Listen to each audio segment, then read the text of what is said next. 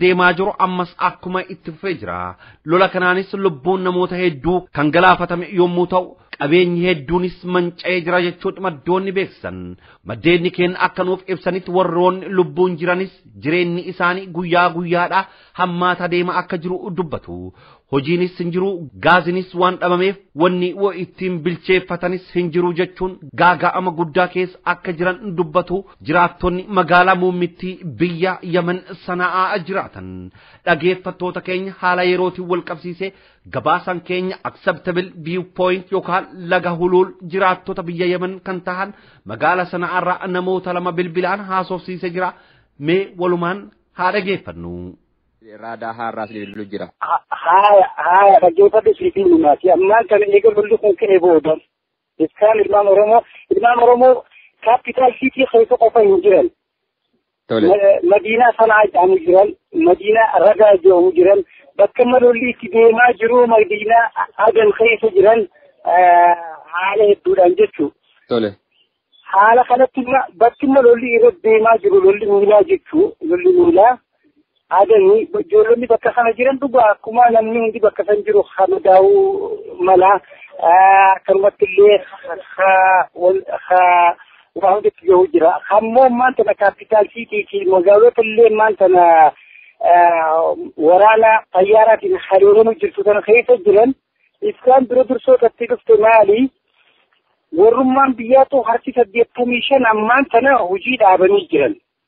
Maaliif? الفاكتوريز كامباني أبا كبينيات خلقون ممكن خان قداني جراني خاني سجيسة بعدين جرمالي في بتروليوم لخانيس غازني وان هنجيل جتشا ومن بياتو بترول أكتشوف ويجا أفرفا رابطتي بيجتا خانار جتشا وجيد أبني جراني ودولني ورمهم دماغ خلا وجي خدابني أتشكيس ورمان تكوتكو hojii irra jiru warrummaan tana hojjennu maal wanni tigaa duraan mootummaa jira ammas mootummaa sanboota mootummaa ta'e uummata sanboota mootummaa ta'e baatee afur dura jarri sanillee duraan dhugaa eeguu turanii nutillee ittiin anillee hojiillee suuraa ka'ee dikkaa ijoollee Oromootti namni arraboota isaan bira gahu hin jiru jaan amma isaan sanuu ammas biizii ta'anii jiranii sababa lola kanatti ijoollonni waggaa halkan deeman hattuu hedduutu warra meeshaa hidhatee jechuun haala saaninsaatii jira maanta namoota hin beekamin ijoollota keenya madittaan jirtu halkan biyyaanii waggaa dalaga irraa bahee waggaa kara manaa deemuuf kana namnitti himattuuf hin jiru duratti qaama mootummiitii akka United Nation akka UNICEF akka ADRA kana hundaa jira. mootummaan jara kanaaf duratti isaaba gootii jara kana sodaatti ammaan tana jarri kun hin jiranii mootummaan akka qabu hin jiru kanaaf jecha haala saanisaati jira manneen ijoolleen kireeffatanii galan kan hunda dadhabanii kana hunda dhiftaa jira ilma Oromoo tokko inni bira jira waan gaafachuu feetu ni jira. Tole osoo isattiin kenniniin dura wanni an qabataman si gaafachuu barbaadu namni kenna haga ammaa ka achi jiran kan madaan yookaan kan lubbuun isaanii lola kanaan wal qabatee dabre jira. Kan madaan fi kaduu kun biyya radaa jiran ni jira radaa biyya amma capital city tokkoon ta'e magaalaa biraa keessa jira. Dhugaa achitti hedduullee social media irratti illee ijoolleen buusanii jiranii. bakka lolli deemutti guyyaa lama sadii dura as bakka nama hin jiru kanarraa kiiloomeetira 5 fagaatee hoggaa xayyaararraa haleelan intala dhalaa takka hunda miilaa dawame intala Oromoo takka maqaansi Khadijaa Fallaanaa kan jedhamu takka akkanumattuu ijoolleen boqotu jira isaan maqaan isaanii ollaan isaanii kalmattuu intala shaggeeta jedhaman isaanii akkanumatti yaani madaa guddoon madaawamaniiti hospitaala seenan jechuudha. Tole si galatoomfadha Haydar kiyya mee dhiifamu waliin nama sibira haasa'u sanitti naa kennuu ni dandeetta?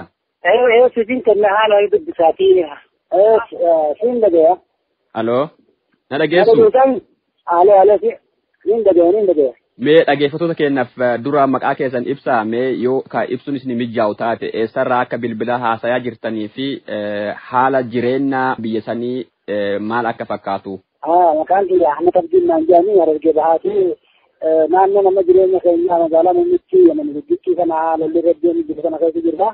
Ilmaan Oromoodhaa bakka sana baay'inaan warreen waraqaa baqataadhaa qaban hamma 5,000 bakka jiraan shalagamanii amma irra guddatee torbaa'uu gahuu jira.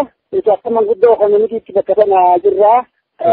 Ammaan sana lolli addaan nu faffacaasuudhaan walitti buufanii illee akkamillee kana keessa gaafisanii ni beekanii diinni ni fayyadataa bakka sana akkuma ollaa Jibuutiitti dhiyaattii fi irra hedduu teessuma teenya walitti dhufnee godhachuudhaafis waan adda addaatiif nama keenya hedduu xiqqoo diinnis nu gargaarsifatee waan jirtuuf nama keenya walitti isaamnee walitti dhiyeessinee rakkina isaanii kana qorachuun hedduu baay'ee nama rakkisaa jira.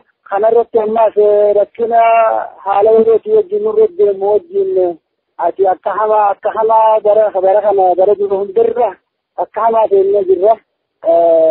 Keessaafuu dhalaa fi ijoolleen bakka hunda manneen jiran hunda keessatti rakkinni guyyaa irraa guyyatti dabalamaa deemu jira.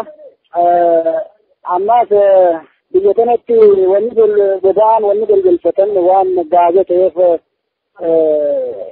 oksijjiina hin argamu. Oksijjiina kan tarree qabaddee hin dhaabbadee fudhattee fuutee gugeessitee si jalaa fuudhee abbaan biyyaa jedhaanu rakkina addaa deemu jira. Rakkina addaa nurra deemuutti jira. Tole. Bileen asiin dhagaya. Jechuun yeroo ammaa kanatti dhaabbileen adda addaa mookaa qarqaarsa isinii laachaa jiran jiru moo mootummaan immoo yookaan dhaabni kumeeyyuu? Galadeen gaddaadaa yeroo rakkinni dhufe keessatti munazzamaa adda addaa jira bakka sana. Munazzamaa 8 wajjin nuti alaaqaa qabaachaa turre IRG tajaajilamtuu fi adiraa tajaajilamtuu UNICEF international UNICEF tajaajilamtuu IDF tajaajilamtuu gargaaraa turte yeroo jiraatiif isirraa IRG'n fudhattee IRG'n makuma namaatu hin katabinaa hin barreessinaadha. Gargaarsa hin qabnu akkamiin namumaa barreessitanii jettee maktaba dhuftee ijoollee dotteessee barreessittuu haatee loltee wanni gargaarsa abdanni takka hin jirtu. Maktabni gola tokkummaa addunyaa uumamtoota cufaadhaa'u jaaniiti namni akkuma rabbi jiraachisee guddeetuma galu jira asiin dhagaya. Gara biraatiin immoo mootummaan Itoophiyaa yaalii adda addaa hawaasa achi jiru ka biyya kootii godhaafii jira waan haasa'amu jira. Sanirraan immoo gara mootummaa imbaasii Itoophiyaatti wanni isin dhaqqabee balaa kanarraa isin baraaruuf yaaliin adda addaa taasifamee jira. Rakkinni guddummaan kun isaanirraa nuti beeknaa dhabna keessa jirru moggaa namni rakkinni itti jabaate beekaa gara keenya dhufan rakkinni itti jabaate jechuudhaan warreen munazzamaa adda addaa keessa dalagu harka keessa naqatanii akka nu wajjin waliin qunnamne warri godhu jiru isaanii beekamaadha. Nuti bakka akka hamaa keessa jirra ammaan sana akka hamaa hudhaa qabamne rakkoo guddoo amma sanaa kana keessa ummata galuu hin dandeenye waraana biyyarraa yaa'e hundaa jira. Kanaaf waan isin himuu hin dandeenye bahara keessa kan lula qofatu jechuudha. Magaalaan kun akka nama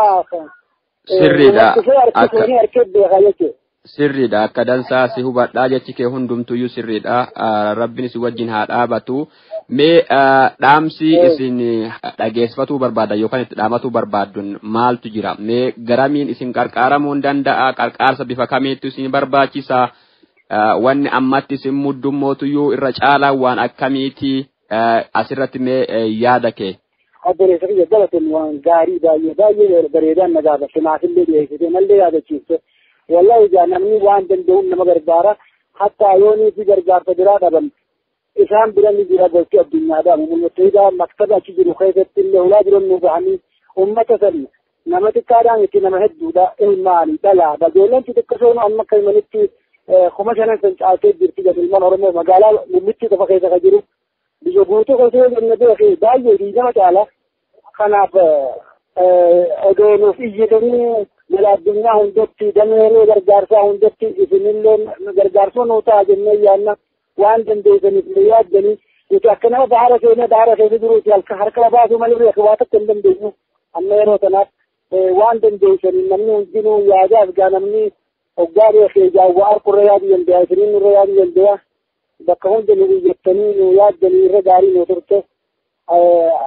Amma irra keessa jiru kana ganama kana ijoollee lama qabanii amma telefoonaa fi waan isaan yaatanii tumanii harkaa fuudhanii ijoolleen bu'aa yaati dalagaaleen dura dhaabbattee jirti warri isaaniitti bilbiluu hin harkatu akkaataa goonu wallahi hin beekne rakkinni guyyaarraa guyyaan dabalamaa deema bifa dandeessaniin isinis naannoo jirtaniin nu jechuu gala addunyaatti isiifillee gaa hamma dandeettii qabdanii walitti dhuftanii haala keenya kanarraa wal mari'achuu yoo dandeessan gaa nurra jirtanii kan mafaadha isinii dhaammanna ilma maroo bakka jirtaniin jettimaa jenaree waan bira. Tole galatoomaa anillee haga danda'uun dhaamsa keessan kana cufaayyuu akka bakkee miidiyaa jiru hundaanuu isiniin gahuu yaalaa.